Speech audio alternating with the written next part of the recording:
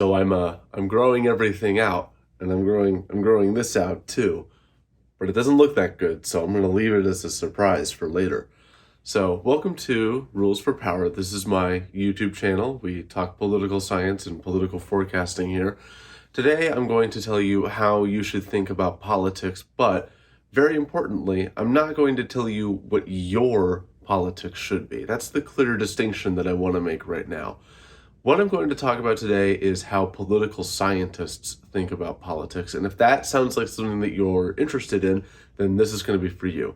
If not, big internet out there. And before we get into it, I want to, I think, couch this in the conversation that needs to be had first, which is what is a good scientific theory?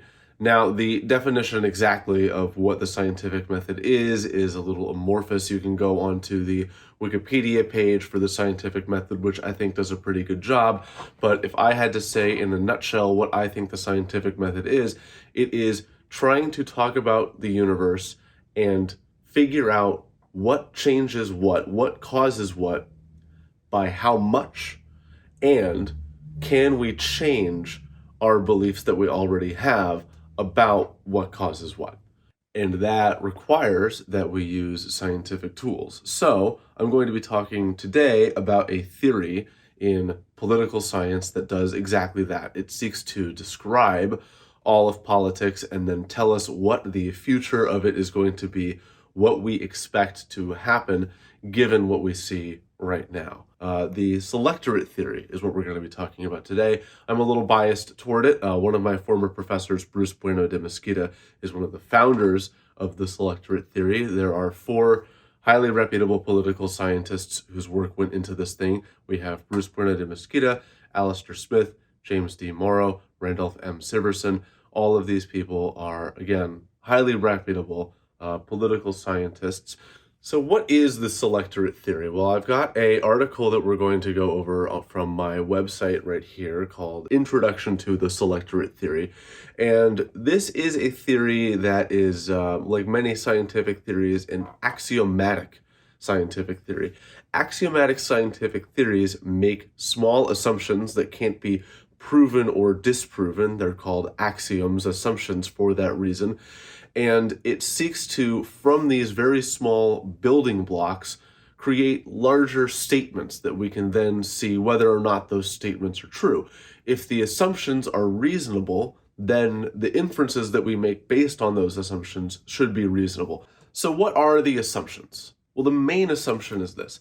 Every organization, a country, a company, a association of people, a club, all of these places need leadership, and leadership must maintain the loyalty of the people that they need in order to fend off any credible set of challengers.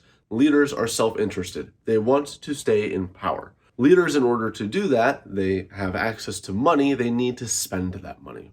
So they spend that money to maintain the loyalty of what is called the winning coalition.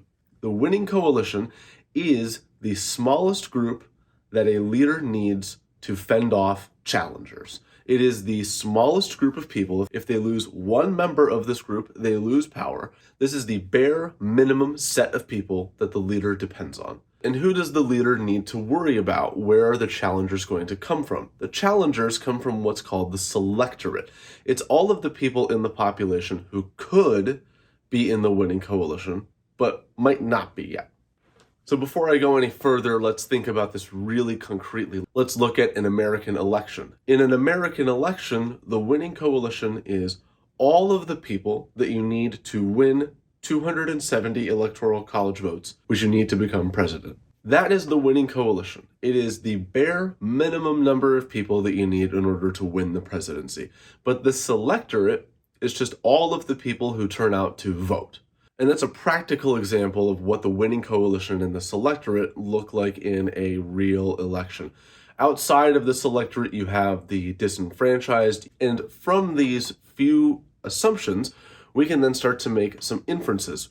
This is an abstract framework that we can then use to put real data inside of and figure out what does the future hold for political arrangements that look like this or that have certain configurations. And so what, based on those axioms, can we then start to build? Well, selectorate theory says that we should be able to build the way that the economy is going to look if we assume leaders are doling out checks. So we said that leaders are giving money to members of their winning coalition, and they can do that in a number of ways. Leaders can write checks to individuals, they can give private goods, or leaders can give public goods, things that everybody can use. We see this all the time. Public goods include things like national healthcare spending, national defense, highways, infrastructures, public education, and then private goods are bribes, political favors, checks, monetary incentives. All leaders have at their disposal the ability to make private versus public goods. It just so turns out that selectorate theory says if the winning coalition is really, really small, leaders will stick to only private goods. And since they're not writing that many checks in a very, very small winning coalition system, members of the winning coalition make out pretty well. They make a good amount of money compared to all the other people in those systems who are on the outs. Leaders in large winning coalitions have different incentives. They need to play to a large audience. They can't afford to bribe everybody. So leaders in large winning coalition systems spend more on public goods. The economy picks up. People start to be very inventive. And what happens is that even though the winning coalition is very large and nobody's getting big amounts of private goods, the economy does so much better that members of the winning coalition in the largest winning coalition societies and democracies are pretty well off. And interestingly enough, we see that in this middle point where the winning coalition isn't that small, isn't that big, members of the winning coalition actually don't make as much money as they would under a very small winning coalition or a very large winning coalition. Dictatorships are stable. Democracies are stable. Places in the middle are very unstable. And based on all the available data of how governments have acted in the past, this prediction bears out, but we can go further. We can actually expect for different types of dictatorships to emerge. In the Soviet Union, for example, you have very small winning coalitions. That's that yellow bar on the side. But the total magnitude of the selectorate is large. These are single-party dictatorships. You have very, very few people on the ends, a lot of people who could be on the ends. These are the systems that have the greatest amount of loyalty. We see this in modern China today, and North Korea too. But we also see that the Saudi Arabian-style coalition, the monarchy, has a much smaller selectorate. That's because you can only be a member of the winning coalition by being a member of the royal family. So we should expect to see higher incomes and better economic performance under monarchical systems than under single-party dictatorships. When we talk about democracies, we look at presidential versus parliamentarian. Presidencies are won by 50% plus one of the population. 50% plus one is a very, very big part of the population. And we expect that large of a winning coalition to have a really good economy. And presidential economies are typically the highest income. When we look at parliamentary democracies, we see something different. We have the majority of the majority getting to elect the prime minister in a parliamentary style democracy. So we would expect that countries run by prime ministerships would have worse economies than presidential democracies, which is true.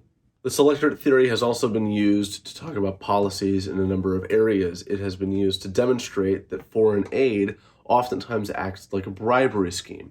Think about it this way. A leader's not going to want to do anything if it means that they're less likely to stay in power.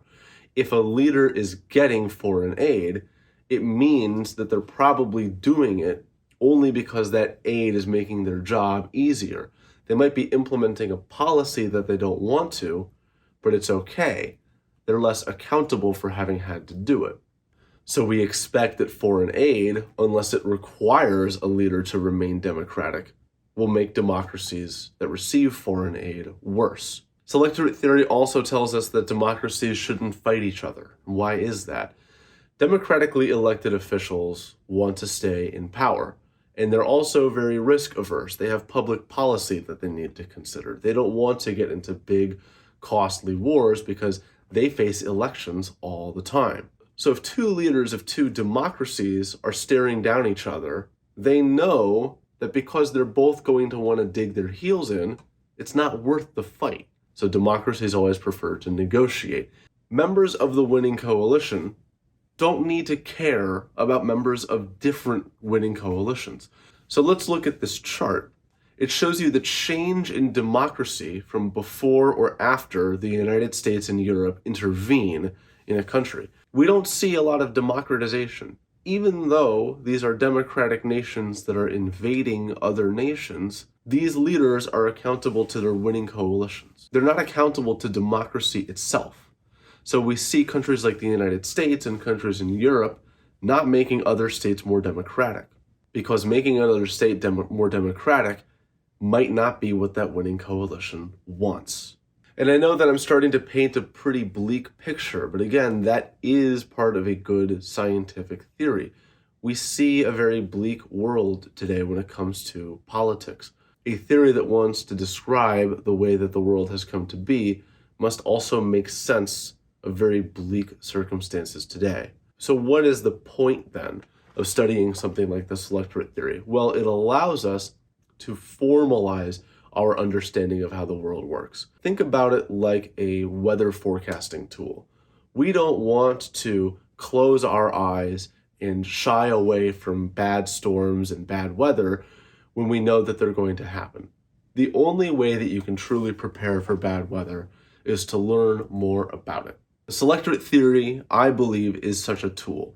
If we can understand the political process better, we can make better preparations for it.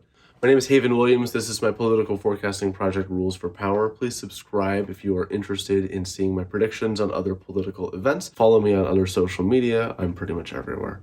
Thank you. Hope you have a good one. Love you.